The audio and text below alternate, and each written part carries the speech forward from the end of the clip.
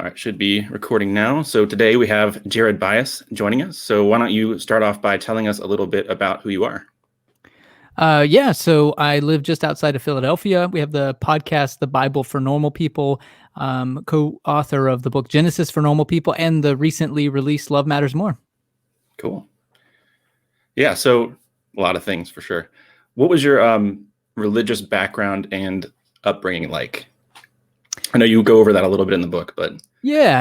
I would have grown up Southern Baptist. So I grew up in Texas, and so it would have been very common to be Southern Baptist in my hometown.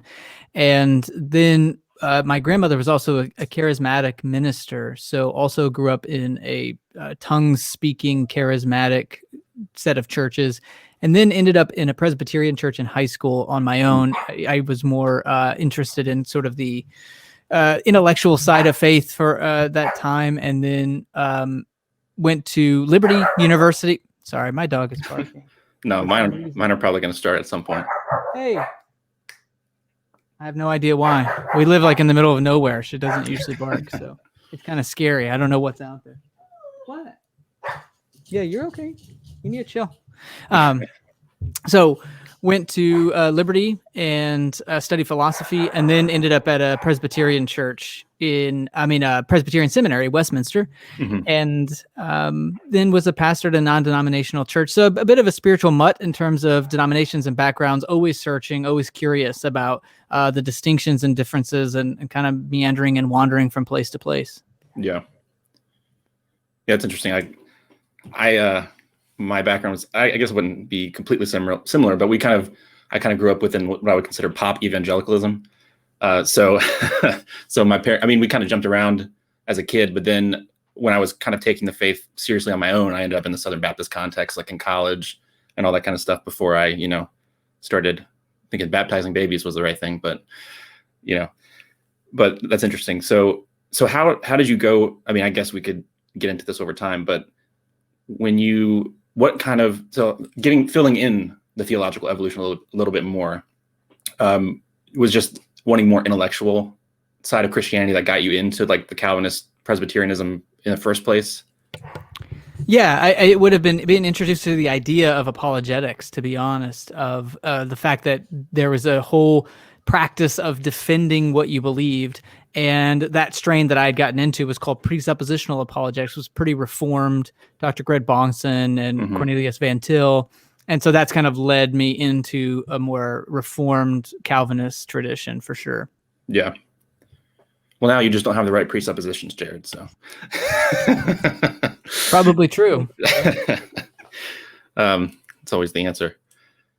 So I guess I don't want to get too ahead of myself here, but what was, how did you move from what kind of cracked the Reformed Presbyterian, system for you, and then kind of moved you away from that over time? I'm assuming it was more of an overtime thing. Probably wasn't just all of a sudden, but.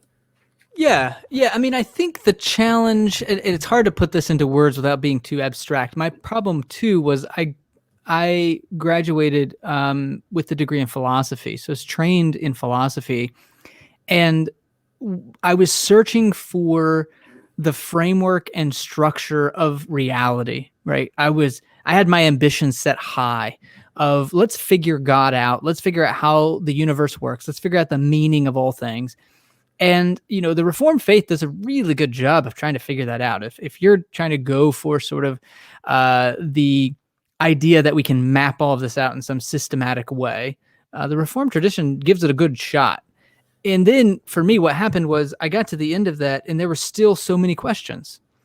And it sort of kind of came to the end of the road and recognized that there was a lot that wasn't covered, that wasn't giving me satisfactory answers.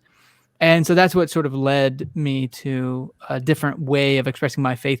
The other side of that coin wasn't just the meaning of life questions that were still open, but it was also the biblical questions of what is the Bible and what do we do with it? And there seemed to be a lot left on the table, given those answers that I had been given in the Reformed tradition as well to those questions. It didn't seem to be squaring with what the Bible was or how it was behaving.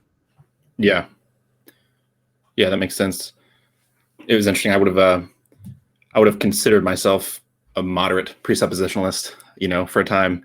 But I think for me, it was definitely like Bible issues were central. I mean, I'm not a Christian anymore, but Bible issues were definitely central for me. It wasn't theism came later. It was more like when I had deconverted, it was mostly like miracle and Bible issues that kind of drove that. And then I was like, well, I'm agnostic. Let me think about theism now.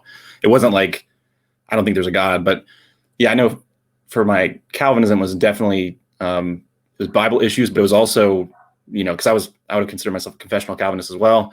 And just coming to grips with like the implications of original sin in that system, in the sense that like, it's technically possible. If you're a confessional Calvinist, it's possible that there's children dying in infancy that are being tortured in hell right now. And even if it's not, it would be fair. Even if God doesn't do that, it would be fair if he did under that system.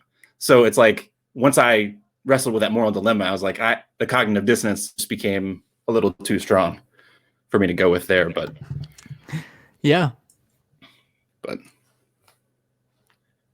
So, well, I guess, so you did your undergraduate was in philosophy? Correct. Yeah. Yeah. Mm-hmm. So, you still read a lot of that kind of stuff, or is it more like? Well, I taught philosophy at a university for a number of years as well. So, okay. Yeah, that's definitely, been a passion of mine for sure, to think about, it freed me up to think about the meaning of the world and how we make meaning and how we construct reality without, using the God language, which is a really freeing and helpful, construct for me. Yeah. So what else? How did you get connected? So you guys do the Bible, you and Pete Enns do the Bible for Normal People. Mm-hmm. How did you guys get connected? I think he was probably your professor when you were there. He was at Westminster. Yeah. Yeah, I knew that, but mm-hmm. Until all the stuff went down, but yep. We were there at the same time. He left while I was there. Yeah. Oh, wow. Mm-hmm. So how did you guys come together to decide to do this podcast? Like, Yeah, it was pretty practical. He and I connected. We had both been, we'd gotten resigned about the same time. So I was a pastor when he was at Westminster. He was leaving. I left the church where I was at. So we were both kind of in this wilderness together for a few years, and we're able to support each other and have these conversations, and always kept in touch. And then when I was teaching out in Arizona, teaching philosophy, he reached out to me about Genesis for Normal People, this book. Mm-hmm. And so we wrote that together, and then through that we just reconnected and started talking about the real mission behind the Bible for Normal People is to bring the best in biblical scholarship to everyday people. And he had been writing popular level books like The Bible Tells Me So and The Sin of Certainty, trying to bring biblical scholarship to everyday people. That's a passion for me as well, growing up in the South and having Christian bookstores that were filled with resources that weren't teaching anything that the top seminaries and top universities in the country were teaching about the Bible and what it is. So we just thought there was this real need to bring this wonderful scholarship and real great insight to what the Bible is and what it does to everyday people. And so that's where the podcast was born. Yeah. You got to keep it from the people in the pew, Jared. They can't know that kind of stuff, that information. No, it was, I'd read, I'd read some on as I was, because I didn't know where I was going to end up at the time. I was deconstructing in a similar, because sometimes when people deconstruct, they might end up, revising their faith or possibly abandoning it. I ended up abandoning it, but I definitely, Pete Enns was definitely helpful in my process of like trying to figure out, So what I hear you saying is that Pete Enns caused you to be an atheist. Is that what I'm hearing you say? No. That's what the Presbyterians are going to hear, though. That's exactly right. Yeah, I have that old interpretive lens. Yeah. Yes, I know. No, it's funny though. No, in all seriousness, like, yeah, why do the Presbyterians hate you guys so much? I don't know why. I don't know what it is. Yeah, no, there was some because it was interesting though, because I was at a Presbyterian church and having certain doubts about inerrancy, strict versions of inerrancy and stuff like that, and I was like trying to get. I was like, okay, let's read a Pete Enns book together and go through this. And he's like, well, no, let's read Richard Bauckham. And I'm like, my doubts are not about that right now. My doubts are about Old Testament stuff. And it seems like you just don't want to I don't know. It seems like, I feel like he's don't feed your doubts. Yeah, basically. You don't have to be muted when you laugh, let's see what else. So I don't want to go too far. So the Bible for Normal People, you guys it just kind of grew out of a natural relationship you had because you went through, I guess, similar experiences in a certain kind of way. Mm-hmm. And what would you say? I've listened to some of the episodes. I haven't listened to all of them, but what would you say some of the most interesting episodes that you've done are? If you had to choose a couple of them, what would you say, like, to people listening to this? Like, if you want an introduction to what we're doing, like, here are some of the best episodes too.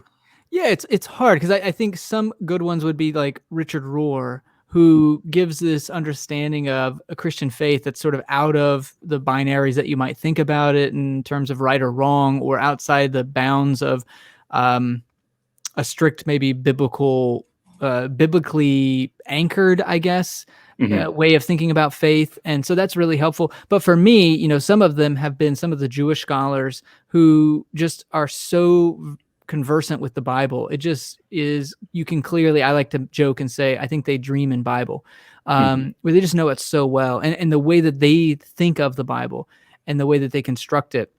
And some of those insights where if you just read the Bible carefully, the Bible itself gives you some really, what at this point in my life, what I want to say is very wonderful insights into what it is. But I know that's probably scary for people.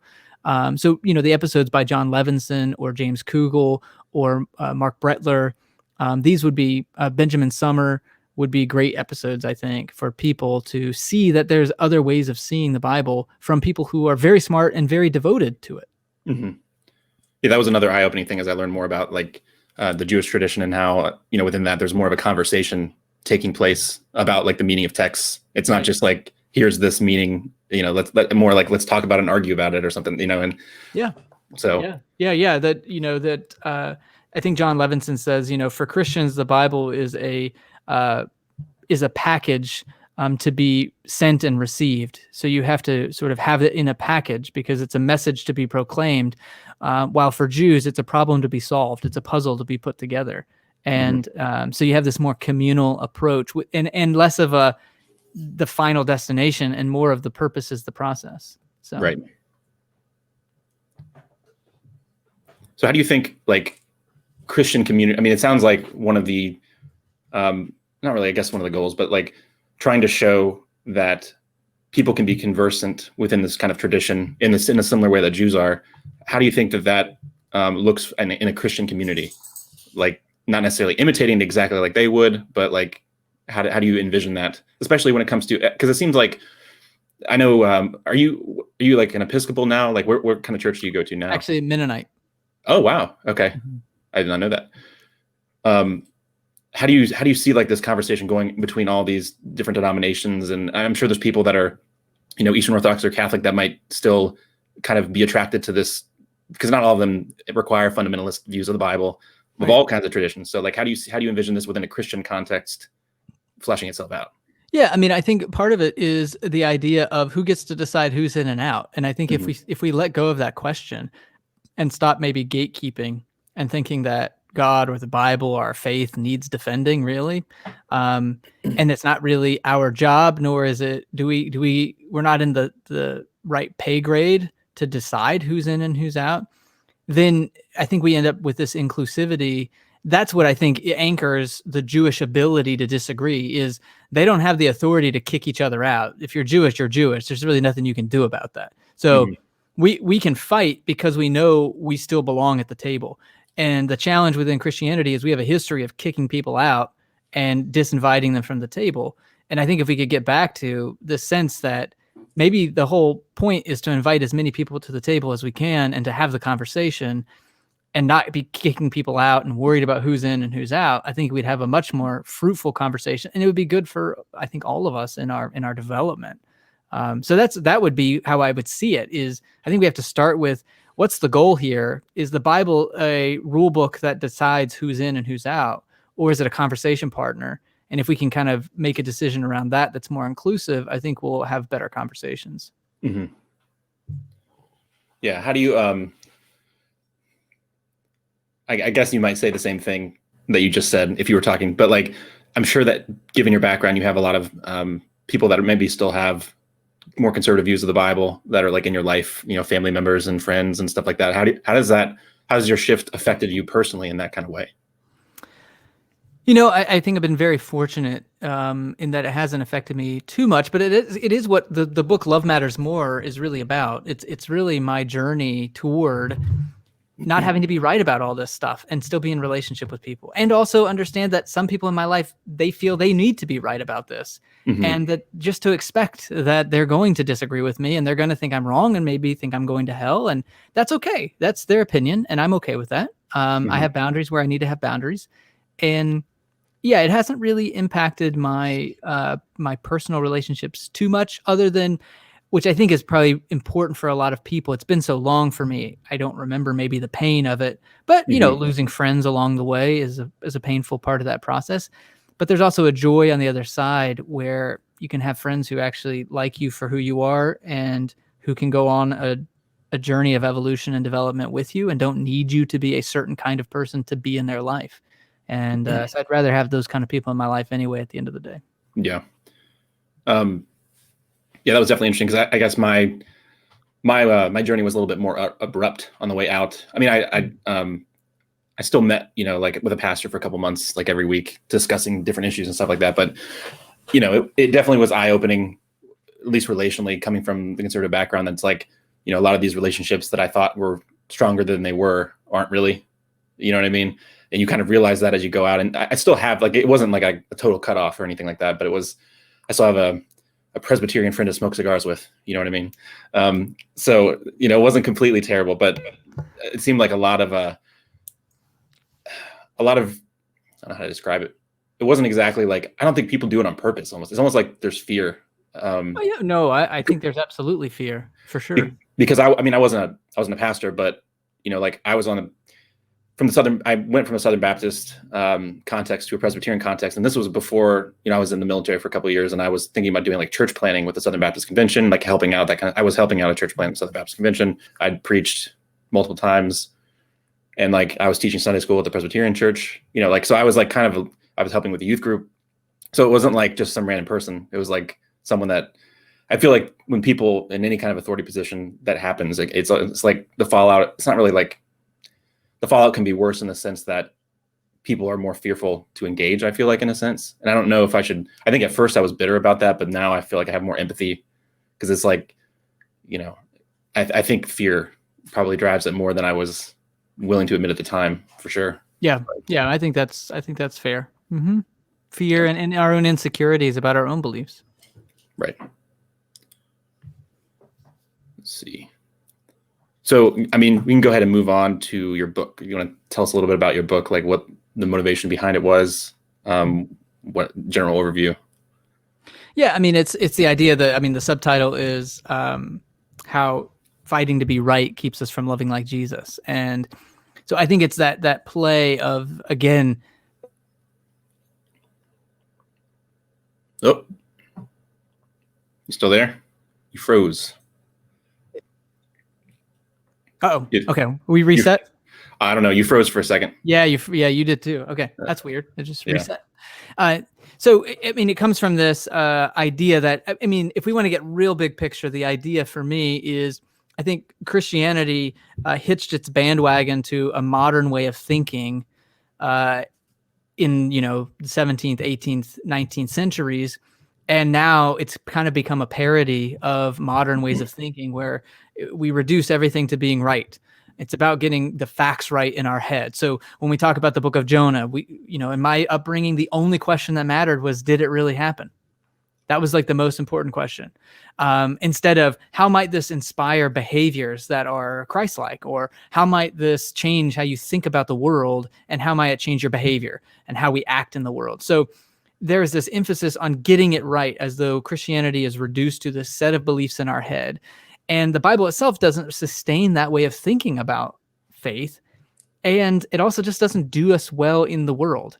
And so the idea is love matters more. That is, matters more than being right about doctrinal statements, basically. Right.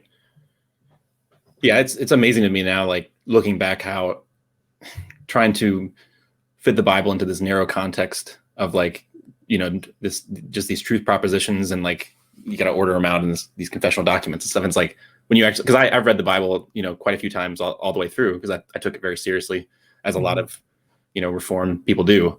But like, and a lot of atheists. Yeah. Yeah, That's part of your problem. Part of your problem was you took it too seriously. Well, I mean, some of the atheists that say that I think are exaggerating their knowledge of the Bible. But yeah. But yeah, it definitely, looking back and just now having that view, because I still actually, generally speaking, still read it every day, because I think it's fascinating and it's interesting to me, because you can't spend that much time, with this religious text and then just not walk away like not impacted and not think it's interesting. Even shaping how you think about the world and the language you use. And right. Yeah. But yeah, it's hard for me to imagine those kind of past ways of thinking about the Bible, for sure. So one of the distinctions you make in the book is a fact versus a meaning truth. Mm-hmm. Do you want to elaborate on that a little bit?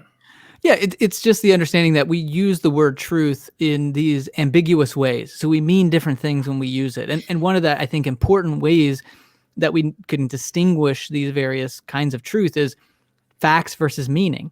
So when someone says, the book of Jonah is a good example. I didn't mean to dovetail this into that, but, is the book of Jonah true? Well, some people, when you ask that question, what they mean is, are the facts in that story historically accurate? Did it really happen? Mm-hmm. And for other people, they want to say, does it speak truths? Does it resonate with you in terms of how the world works and your interactions with God in the world? And who's right? Well, they're both right, because you mean two different things. One is about the meaning that the text has for you, for your community, and the other is about facts or historical accuracies. And for me, over the years, I've become less interested in facts in terms of not, that can sound, I have to be careful at the social culture in which we're saying this at this point. Not that facts don't matter, but facts are less interesting for me as a motivating factor toward a life of love, which is what I'm ultimately interested in, than meaning, which leads to wisdom, which for me is another way of saying love. So, I just think it's important that we distinguish what we mean, because sometimes, my conservative and my liberal friends, progressive friends, progressive Christian friends, and conservative Christian friends, they're like kind of ships passing in the night, where they're using the same words, but I don't think they mean the same thing. Mm-hmm. And then they're just sort of throwing grenades at each other from different sides of this meaning spectrum.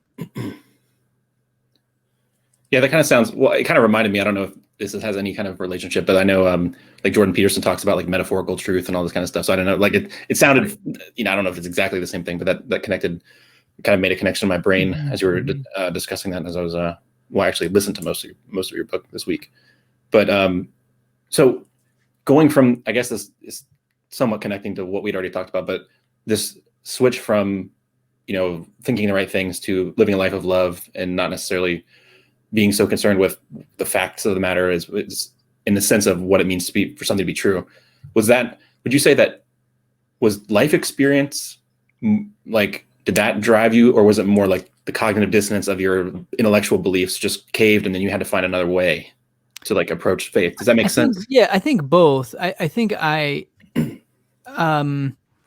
would have definitely had that cognitive dissonance because of I was drawn to the existentialists in philosophy, who would have emphasized like the idea of embodiment and engagement with the world. So that would have definitely come there in the cognitive sense. But really, the practical stuff of what really drove home for me was thinking that being smart was super important, and getting the facts about God right was super important, and then having people whose lives I really respected, and recognizing that those people couldn't care less about those kind of things.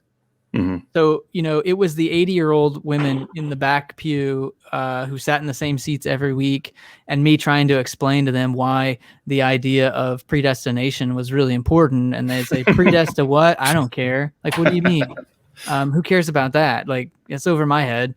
And yet their lives were so faithful and consistent and loving and giving and generous and hospitable and all these things. And I thought, oh, here I was thinking that the only way to be that was to go through this cavernous, treacherous mountain of knowing all the facts.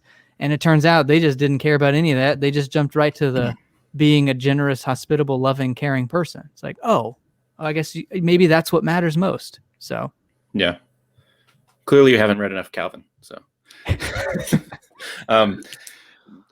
yeah. So no, I was going to say too that my tendency is towards being an egghead with thinking about stuff. So, as I was, it's, again, not exactly similar because I wasn't quite a pastor, but in my experience, like, all these people, I was reading Frame and Horton and all the people. And like, there's this constant emphasis, like, that like this heavy doctrine is what like changes lives if applied correctly in the lives of people. And then your experience, basically what you're saying is like, your experience is like, no, that's not really exactly how that works, I don't think. Yeah, exactly. Yeah, I rarely see it working. In fact, if anything, when I went to Westminster, I was shocked and really disappointed that a lot of the professors weren't living the kind of gospel-centered life that I thought represented what would be good news to people. They were kind of jerks. So, yeah. So that was a real disappointment for. I mean, within the first semester, I switched my major from my goal from apologetics to biblical studies for that reason. Wow. I can't remember. I don't know so I've read like K. Scott Oliphant was one of the people I've read. I don't know if he was there when you were there. I don't know if he was newer. I'm not going to name names since I just called them all jerks. No, that's not what I wasn't going to, I'm just trying to, out me. You're going to get some controversy here. No.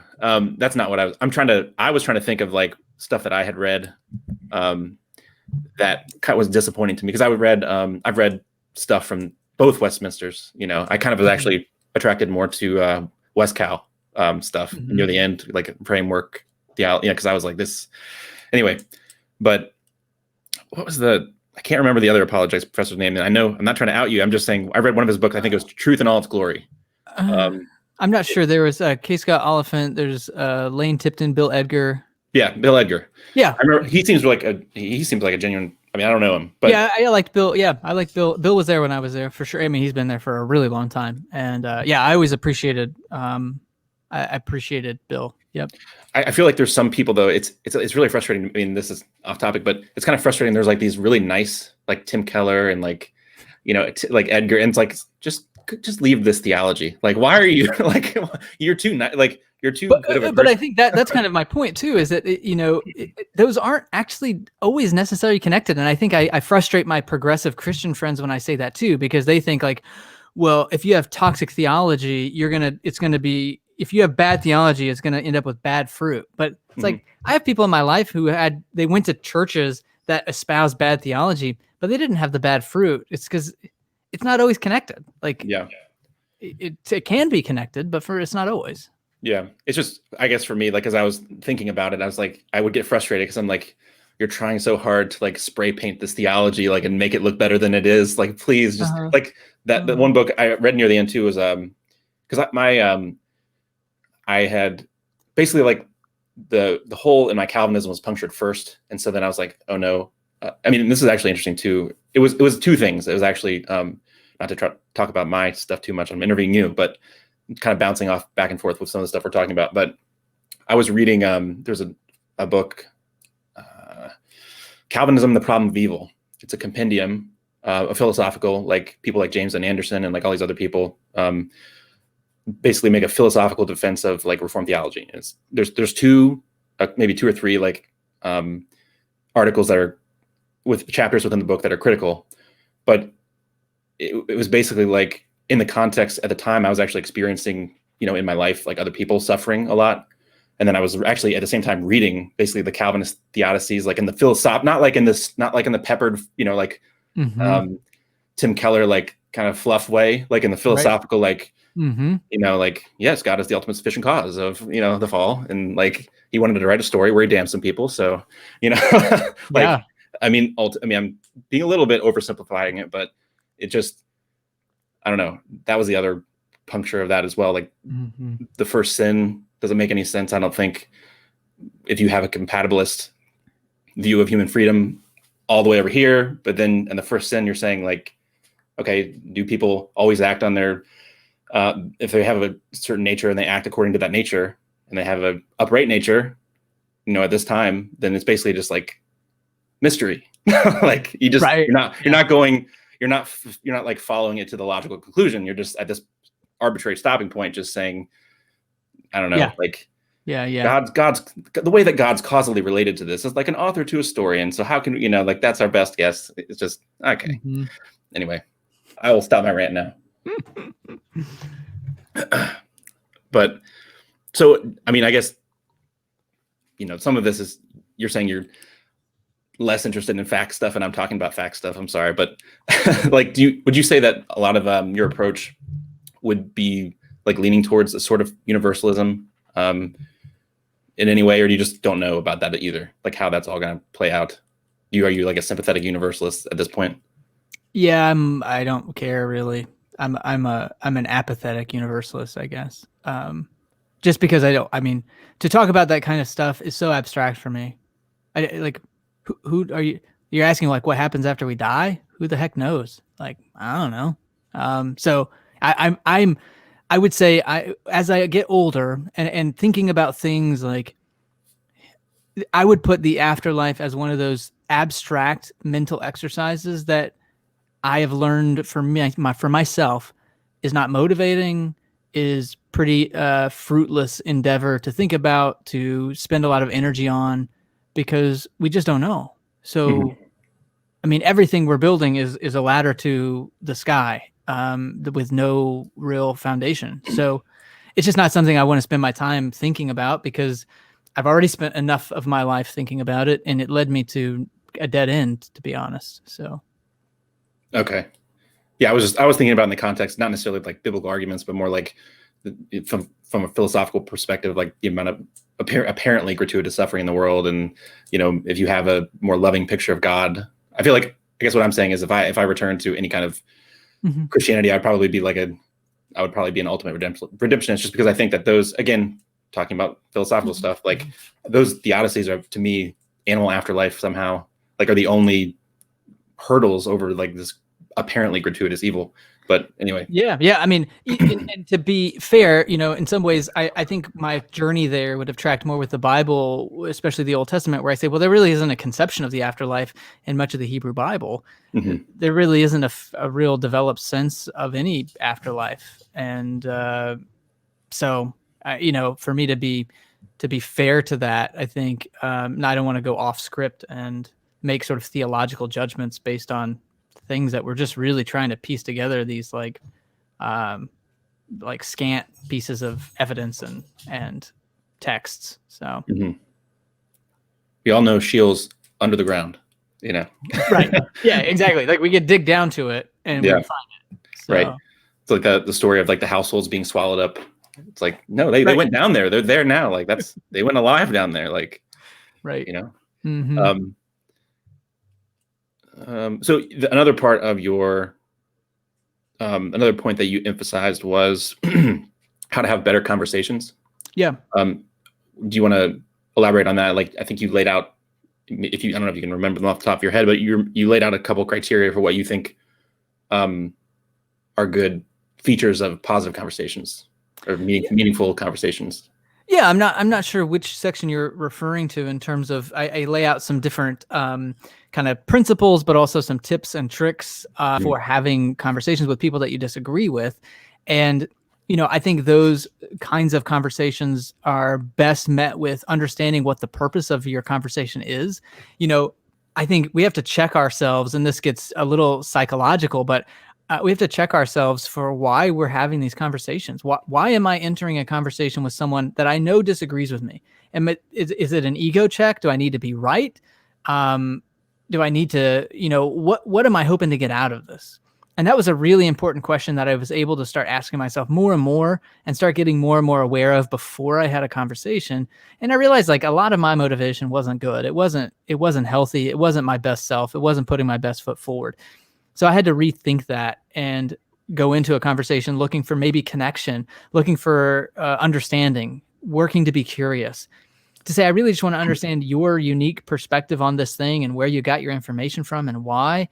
And that's it. If I can leave this conversation understanding you, that's a success, not closure, convincing you, converting you to my way of thinking, but just to understand you. And you know what? It's a bonus if you take the time to understand me. Well, let me roll my sleeves up and tell you the truth in love real quick. Sounds good. Everything you just said. I think another thing too, one of the interesting thing was, I don't know if it was the chapter's name, but it was something like how you share your opinions with those who disagree with, and you gave an example of counseling a couple, and like you try to navigate where, like, and then you actually ended up calling her. How do you navigate those tough situations to know like when you should step in and share your opinion and not share it, at least in your opinion? Yeah, and I mean, I think that's the heart of the book is really about wisdom, and unfortunately, life. One of the great disservices I think we do as Christians and as a church is to postulate or to teach rules, but there aren't really many rules in life. There's a lot of experiences that say, well, you did that one, and did that feel good? Did you feel like that was a winner, or no? Okay, well, don't do that again. And so it's much more practical and grittier and messier than that. Like in that story, I wouldn't have known the right thing to do. We could be sitting here and I could be saying, I think I did the wrong thing. The only reason I think I did the right thing was because of how it kind of worked out. And so, I had my own, and then learning my own principles and what integrity looks like for me. And it's so messy. The truth of all of this, in my opinion, is that it's so messy. When do we step in and tell the truth? And the problem is, we could be faced with two very similar looking situations and come to two different conclusions because of the people that are involved, the situation beforehand. I was on a podcast once where we were talking about if a parent is yelling at a kid in a soccer game, and what's the right thing to do? Do I go up to that parent and say, hey, take it easy on the kid, or do I just let the parent yell at their kid in front of everyone in the middle of a soccer field? It's like, that's such a Proverbs-like question. And the answer to almost all Proverbs-like questions are, it depends. Like, let's look at all the factors. And I just think so much of life is it depends. Yeah. Answer a fool and don't answer a fool. That's right. Yeah. Depends. Yeah. That's one of the things I wrestle with too, because, in a lot of this, one of the analogies too was like the tricycle, the front wheel being driven by experience. I think that was Richard Rohr's analogy. But in my own experience, my brother became an atheist when he was a teenager, and he would be he would poke at the biblical violence stuff, because I was a conservative, and he would, and some of it was the context of our relationship because he's my brother, and I had to take him seriously. But so he engaged in some playful mockery of that, and at the time it frustrated me. But I think looking back, it was actually really important for me, not just becoming an atheist, but like just I think that's why when I was reading that about the conversations, I'm like I think in general I agree, but it's like, I think sometimes poking at stuff in a certain way can help people, can kind of like pile on the dissonance in a way, and to help them get rid, not just, I'm not advocating like, a crazy amount of mockery that I see online sometimes, but like to some degree, playfully mocking, like, so like on my Twitter and stuff, I'm pretty spicy with, fundamentalist views of the Bible. And I do that because in my experience, it actually works to help people. It might make them angry in the moment, but I think it actually it's kind of like a rock. People have used the analogy of like you put a rock in someone's shoe.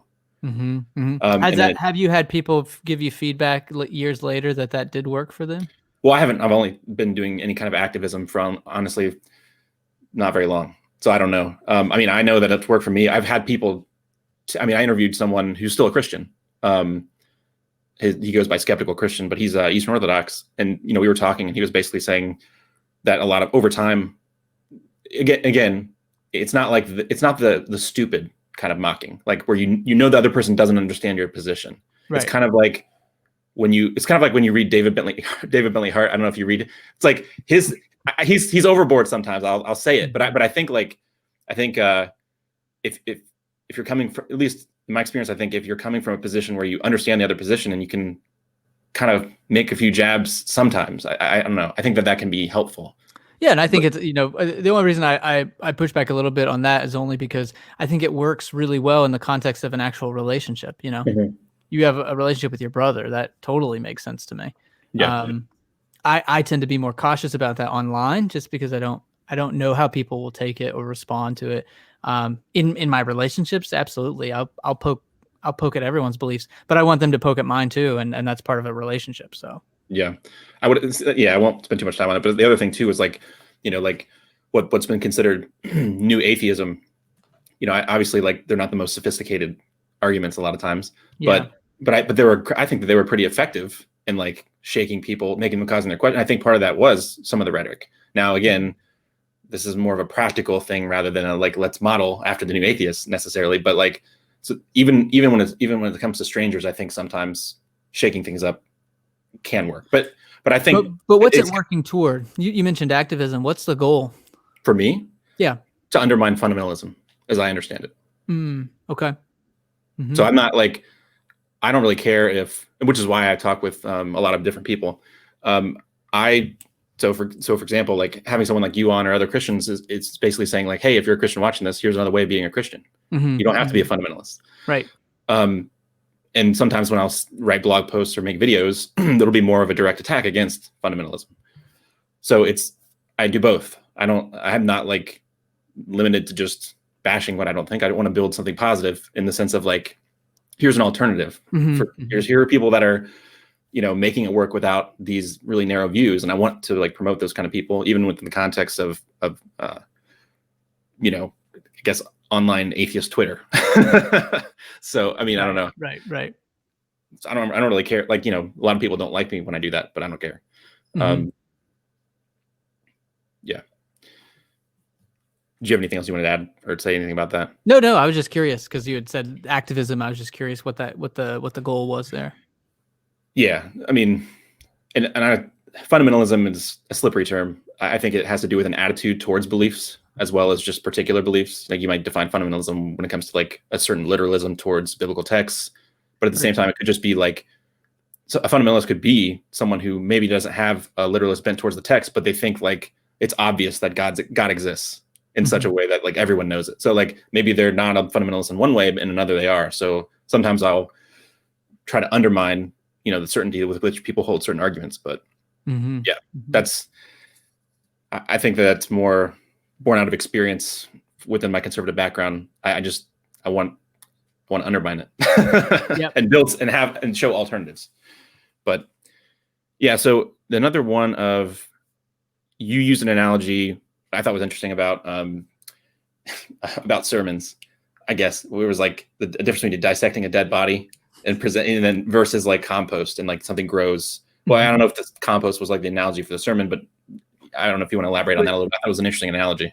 Yeah. It was just the recognition that a lot of times, we're watching the preacher dissect the text, and instead of engaging and embodying it in our own way. And so, then I think I ended that chapter with the idea of, for me, it's helpful to have the picture that the Bible is a compost pile, and that what it requires is interaction with new seed, new growth. And so the plant that grows from the compost needs the compost, but the compost also needs the plant to be useful and valuable and resourceful. And so, it is this dead, rich material out of which new things can grow. And if new things don't grow, then the compost pile isn't effective. But also, if we don't have the compost pile, then nothing grows. And so it's this interesting relationship between preservation and innovation, and what we're conserving and what we're progressing toward, and that interplay and in that relationship. Yeah. So kind of, I guess, piggybacking on that, what would you say, like one of the other things you were talking about, like, I think the section is like, you've heard it said, but I say to you, you're using Jesus's words in that kind of way. What kind of new meanings from certain texts do you think that the church is embracing or should embrace as we're kind of evolving as a society? Yeah, I mean, I think anything that would adopt the best practices of mental health and LGBTQ and inclusion. I mean, I think those are things that will need to shift in our reading and understanding of, and I don't even like to use the word understanding. It's in our reading, in our creative reimagining and reinterpretation of ancient texts. And, folks like Will Gaffney in Womenist Midrash does this really well. Where a close reading of the text actually belies many creative readings. And there are lots of ways to interact with the text when we read it closely. And in some ways, the frame. It's sort of like an artist, where if you have the canvas, you have the limitation, it allows for more creativity, not less. And so, having this Bible as it is gives us constraint. And in some ways, it's a challenge to go and find new meaning from an old text. Mm-hmm. That's an interesting interplay between, the new, but you're still constrained to like the text and stuff, and the interplay between the two. But yeah, it's interesting too, as you had said before. I think you made the points in your book, like even within the Bible, and Pedens makes the point a lot. There's evolving views of it's evolving. Like you can't just when you look at slavery as depicted in the Old Testament or even in the New Testament, it's not. I don't know. It's not in any kind of way straightforward, or even a lot of it's kind of funny. Like a lot of the nicer complementarians will try to read into certain texts to make them, I guess, defang them almost. Yeah. When it's like no, like they'll say it's not about women's. It's more just about roles. It has nothing to do with that women are less competent than men. It's like, no, that text, if you interpret that literally, it says the reason is because she was deceived first. That's why she's not, yeah. But yeah, so just the evolving meaning in general, it makes sense once you embrace that the Bible is a diverse, within a religious context. Obviously, it makes sense. Yeah, and I think to that point again, that's where I think sometimes frustrate my more progressive friends too, which is, let Paul be Paul. If Paul is misogynistic because that's his culture, let him be that. I don't like that we don't want to erase the context and meaning that the original authors had. And I feel like sometimes we feel justified in doing that because we want to make an ethical or moral point. Mm-hmm. And I think it's disrespectful to the text. I think it's doing violence to the text. We need to let Paul be Paul. If Paul has these views, then let Paul have those views. If the Old Testament endorses slavery and genocide, let the Old Testament endorse slavery and genocide. That doesn't mean I'm going to, right. But I can have that relationship, just like what we talked about at the beginning. Is I can be in relationship with this community of authors, and I can disagree, but we can still be at the table together. I don't need to erase them, and so that's kind of more of what I advocate in terms of a creative reading. Is not right. Well, this is what Paul really meant. Now we have learned over 2,000 years. Really, Paul meant this. It's no. Paul meant probably the same thing we've kind of always thought he meant, but we can take it a different direction if we want. Yeah, it's kind of like both. I mean, I guess I would say almost both sides, the progressive and conservative, they want to, whatever they, I wouldn't say what they want to be true, but they try to fit within a rigid structure. Yes, here on the conservative side, these are all these things that Paul says. And on the liberal side, it's no, he definitely didn't mean that because, because of the implications. And we have to sort of be tied to, if Paul meant it, now we're tied to it, which I think is just a false premise. Right. Within religious context, you can have, like you had been saying, a book that has tension and argument and interact with it and all that kind of stuff. Yeah. So, let's see. So you had said you'd made you've said it a little bit in this video as well as in the book, that you're comfortable just saying, I don't know, when asked about theological questions. I think one of the quotes was someone asked me what I believe about the Bible or about Christianity. I'll just say I don't know. That probably isn't a word for word verbatim thing. So is that would you say that, is there any, other than just the Bible and the kind of compost and new meaning that, the Bible is a tether in some sense? Would you say something broad like the Apostles' Creed in any way is, or not even that for you anymore? No, not for me. Mm-mm. Yeah. No, I wouldn't. Yep. I wouldn't say that. I think the Apostles' Creed kind of less so, just because I think not a lot about life in that one, more about death and the meaning of death. And so yeah, no, that wouldn't be an anchor point for me. Yeah. Wrong presuppositions. That's why. Just going to keep coming back to it over and over. Yeah, I think in general, if the thrust of my life is moving from the abstract to the concrete and saying I'm recognizing that there are certain questions that aren't interesting for me to spend my time and energy and resource to think about and to come to opinions about. I just don't have an opinion about it, and I don't want to think about it anymore. And I'm okay with that. It's okay. We all have to make choices on what we spend our time thinking about. So, Yeah, sounds like the Presbyterians burned you out, man. I think they burned you out. You're done. You're done. That road. Well, once you read Francis Turretin's, 3 volumes of eclectic theology, and you read the whole outline of how God works, you're kind of like, what's next? I mean, you're at the end of the road. What else am I supposed to do here? Yeah. Yeah. Yeah. I mean, again, I won't belay this point, but it's always interesting to me. Like one of the other things that punctured just kind of autobiographical, the precept thing is like, it's almost like the way that they talk to people. And I think this, you had also said, it's kind of like the speaking truth and love thing, but most obnoxious people I've ever met are like preceptors, I think, because I think that they're, it's almost like, I don't know if it's almost like it attracts a certain kind of person, like to defend their beliefs that way. But anyway, it's like the common go-to is, how do you justify reason? And it's like, well, obviously, if you fall into the trap and try to give an answer, you're using reason to give reasons that use of reasons is valid. But the thing is, a lot of times the internet precept answer is like, well, let me tell you about God is the ground of reason, but they're using their reason to give you reasons that reason is reliable too. So it's exactly the same thing. It's not they're just doing the exact same thing that everyone else is doing, and just pretending that it is like solving the problem. But I won't go on any more of a rant. Yeah. About that. Yeah. So as we're winding down, I know that this might not be interesting to you anymore because I guess I'm not far away enough from this, but like, what would you say? Like, do you have any like philosophy? I guess Kierkegaard, like philosophy. Like, what do you like in philosophy that you've read since you did undergrad in it? Like, do you have certain philosophers you like, certain approaches? For sure. Yeah. I mean, I really like Sartre and Kierkegaard. I mean, I always talk about Kierkegaard as a mentor, but someone maybe that we're not as close as we used to be.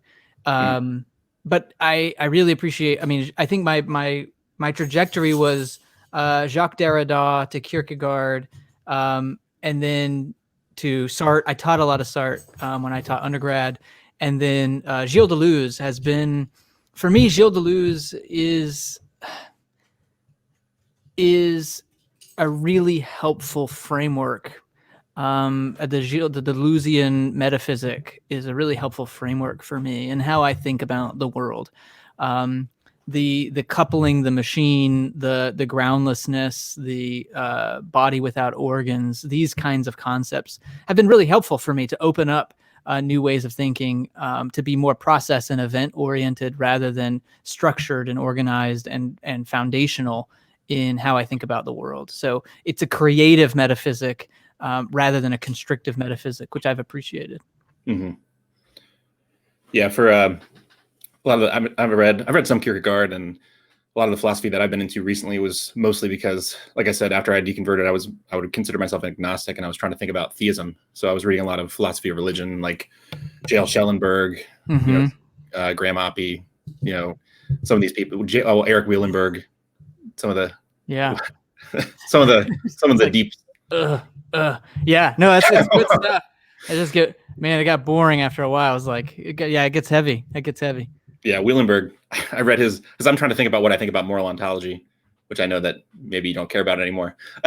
But like, because he's an atheist who's a moral realist, who's analogous to like Platonism. And anyway, like his one book, I forget what it was called. It was like there's 2 books he has. It's like Goodness in a Godless Universe, which is more elementary, but there's another one that's like really technical. And I remember I was reading it and I was like, my wife's not interested in this stuff at all. So I just remember like I highlighted a sentence and I was like, come here, like, let me read this to you. And I like read it out loud and she was like, what are you saying? Like talking about like supervenience on like all this stuff. Anyway. Yep. It's fun stuff for sure. It's good to have, my wife has been very helpful in grounding me because she couldn't care less about any of this stuff either. So. Well, I would say that's an interesting point. I would say mine doesn't either. So that I guess that was some of the experiential evidence, like we were talking about earlier, about does doctrine, like, shoveled into your head, really do anything? Right. Exactly. And looking at like, our relationship and like some of that stuff, it didn't seem, because she'd be like doing the dishes. And I'm like, it's time for our quiet time. And I would like read the Bible to her, like, while she's doing dishes, because I do family, you got to do family worship, Jared. You got to do it. We don't have You gotta kids. do the devotionals, Yeah. Well, You're the no, head of the household. You got to make sure it happens. yeah, definitely. Read a chapter a day and ask questions about it. I think I have Joel Beake's KJV. It's like the Reformation Heritage Study Bible. It had like questions. I mean, I was not a KJV onlyist or anything at all, but like the reason I got that was because of the family devotionals and stuff. It had like these, after every chapter of the Bible, it would have like questions to process. So yeah, I tried. It didn't. Just some of that kind of interplay. You weren't good enough. No, because I failed to lead my family. Yeah. Anyway, I guess so we got 5 more minutes until we hit an hour. So the other thing I will push. I don't know necessarily pushing you, but so what would you say? I guess my biggest stumbling block. Are you frozen? I think we're frozen again. Oh, frozen again. Yeah, no, I don't think. Well, at least it's not happening for that long. Give me the 30 seconds. Just give me 1 second. I'll be right back. Sure, yeah, you're fine.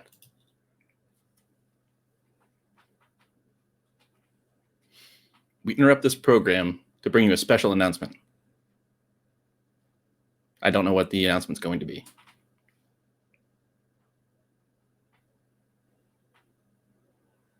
Sorry about that. Oh, you're good. My dog is eating my blanket right in front of me. And I couldn't take it anymore. He's saying, you can't do anything about it. You're occupied. Exactly. I'm just going to challenge you and look you right in the eye as I do this. Yep. Yeah. So I guess one of my stumbling blocks with this is like, what would you? So, fact versus meaning. If now that I remember, you also had said that you had classes for like skeptics and stuff at your church, and stuff like that. What would you say to someone who is obviously meaning truth is important, but who is also interested in believing as many fact truths as they can? Why should that kind of a person become a Christian? If they're interested in believing what's true in the sense of fact truths, even if what they want to be true might not be, like maybe meaning truths, they might want certain things to be true. But so, for example, I would, like, my heart says Christian universalism, but my mind says atheism. So why should someone like me become a Christian if I'm interested in believing things that are factually true? What would you say to that kind of a person? I would say you can be a Christian if you want to be. And, for me, atheism is a probabilistic statement, just like non-atheism is a probabilistic statement. And you're coming down on one side or the other in a realm of, again, it's one of those things for me where I came to the end of this idea and said, there's what if you're asking the question, I'm only going to believe in fact truths that I can 100% like go have incontrovertible evidence for, I guess, I start to lose kind of the line of thinking, because in my mind, like, most fact truths are probabilistic anyway. I'm a tentative atheist. Okay. So I'm not even, maybe I shouldn't say this in terms of atheism versus Christianity. I mean, why should someone, any religion or an atheist, any belief system that's not a Christian, why should that person become a Christian?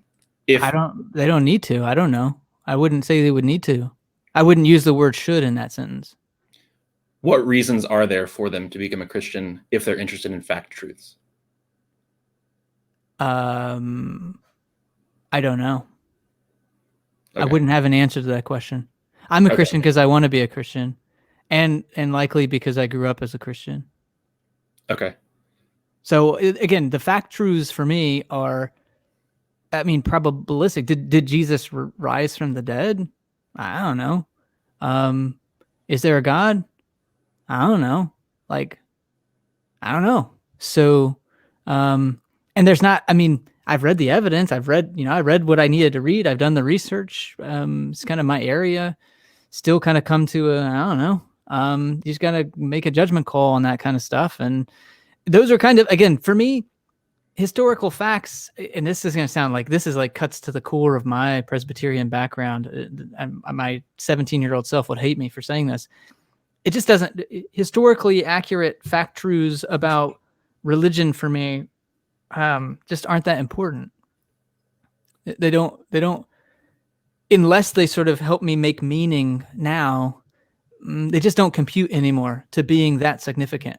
And I understand that's just me, and I understand that for a lot of people that's not true in terms of how they frame their Christian faith. But you know what? Christianity is a very diverse umbrella, with whatever 34,000 denominations at this point. So I think someone like me can fit in that umbrella. Okay. Yeah. Well, do you think like the Bible is divinely inspired as a fact truth? I wouldn't even know how we would know that. Okay, I just didn't know if you consider that like a meaning truth or like it. I don't know. I'm trying to understand. Yeah, I mean, for me, meaning truths are what are those things that are meaningful for us? And for me, a lot of meaning is things that we create. There aren't things that are inherently meaningful. I think meaning is a human endeavor. And so when we're talking about facts, I say in the book, facts are what would be true if everyone were dead. So you don't have meaning if you don't have people. And so for me, I'm more interested in meaning. I'm more interested in those things about the interconnectivity of humans and humanity, and what it means for us to be human, and how we engage and are embodied in the world. Those are the questions that interest me. Yeah. And so the question of, is the Bible divinely inspired? I mean, I don't know in what way would that be I take my cue of fact truths from the sciences. So if that's not a question that the sciences can really grapple with or answer, it's not a scientific question, then, I don't know what to do with it at that point. I think we can speculate and we can theologize and we can come up with arguments. But at the end of the day, I don't know how you don't end up with that question of saying, well, this is my opinion, this is your opinion. Well, yeah. There's really nothing else to do with that question, I don't think. Yeah. I mean, obviously make arguments and come to conclusions. I mean, but yeah, I guess again, this is autobiographical, but it seemed like I just haven't got to the place where I guess the issue for me was once there are no objective markers to point, and this is, again, maybe I haven't distanced myself from the Presbyterian mindset enough, but like once you lose the objective markers to show, like Graham Oppy, one of his big shticks is like, if you have two hypotheses next to each other and you can explain one, if one's simpler than the other, all things considered, the simpler explanation should be preferred. Yeah, Occam's razor. Yeah. Right. And I mean, he's basically spelled that out more philosophically when it comes to naturalism and theism. And whether or not we think naturalism is actually simpler than theism is irrelevant. But like I wouldn't have recognized it in myself before I'd read that. But like basically, like I was like, well, we can explain all the data in the Bible by just appealing to human beings. Yep. So then that's a simpler explanation. Like, why do we need an additional divine hand in the picture? And also the other thing that bothered me was like cognitive dissonance theory is basically like the idea that we have a tendency, like, so certain religious groups will say like a prophecy, and then when it fails, it didn't really fail, right? Like they rebound and they reinterpret it, and it bothers me because it just seems like that's exactly what's happening when it comes to like religious texts. It's like, how is this psychological bent that we've demonstrated empirically? Like, why are we not worried that this is happening with, like, so all this evidence is against a certain particular view? Well, let's just reinterpret that view to fit what we want to believe. That kind of worries me. So I think I may not be representative of a lot of people in this, that I'm not a Christian for really any objective reasons. Okay. I'm a Christian for subjective reasons. And for me, I prefer subjectivity, right? So I'm a good Kierkegaardian in that sense. Truth is subjectivity. So, I'm of no help with that, because I don't think the objective doesn't propel me to, right? I'm a pragmatist at heart, if we want to say it that way. Okay. So I'm a pragmatist. So whenever I have fact truths, I want to know, well, what's the point of them? Why do we need to know this fact truths, right? So that's where science is really helpful. Science usually has an aim or a goal or a purpose. It makes meaning and has paradigms because we're trying to get to a particular destination or a particular thing. We're building tools, we're building infrastructure, we're building technology. Those are they make my life easier. I like those. Those are good. Those are fact truths I'm willing to invest in. Fact truths that are just out there for abstract notions of fact truthing, I mean, it just doesn't compute for me as something that I'm going to spend my time and energy on. Like, it piques my curiosity. Sure, that's good, that's great. But it's, for me, being a Christian is thoroughly objective. It is a framework of meaning making that I have that appreciates and I appreciate and compels me to live a life of integrity based on the kind of life I want to live. Yeah, no, that makes sense in a different way than I would than my brain works. Yeah. No, but I mean, yeah, I don't have any. I have no issues with, religion and that kind, like, meaning making kind of religion. Like I said, it's more, I'm giving my autobiographical reasons why I don't tend to accept that kind of thinking, but it doesn't, someone like you saying that, it doesn't bother me at all. I'm not one of those kind of non-religious people. Yeah. And at the end of the day, just to come full circle, I think that love matters more. Mm-hmm. It matters more than our frameworks. That's really, for me, the driving force of my life. And so if your fundamentalist belief gets you to that, on the whole, maybe it's not a great way to get there. Mm-hmm. I would maybe argue that it's not, but if it gets you there, that's okay. I'm okay with that. I'm more interested in judging our fruits and the outcomes of our interactions with one another at a systemic and a personal level. And in that way, I think I'm a pragmatist with the goal of being, what's practical toward love. Yeah, that's probably a good stopping point, ending with love matters more, circling all the way back around to the book and stuff. Yeah. So I really appreciate you being generous with your time and letting me interview. So yeah, absolutely. Thanks again for coming on. Yeah, no problem.